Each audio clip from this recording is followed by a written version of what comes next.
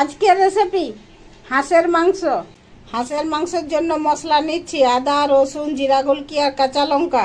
হাঁসের মাংস তার জন্য আদা রসুনটা একটুকু বেশি নিচ্ছি আর এগুলোকে একসঙ্গে বাটে নিব।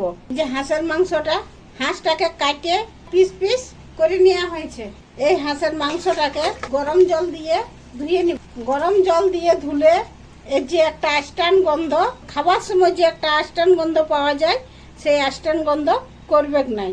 মাংসকে গরম জল দিয়ে পরিষ্কার করে ধুয়ে নিয়েছি।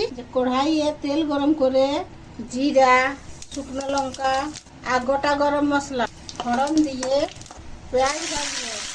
পেঁয়াজটা লাল করে ভাজা হয়ে গেছে।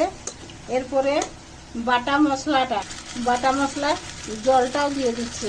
দিয়ে ধনিয়া পাউডার, কাশ্মীরি লঙ্কার গুঁড়ো, গরম মশলা পাউডার, তেজপাতা দিয়ে আর মশলাটা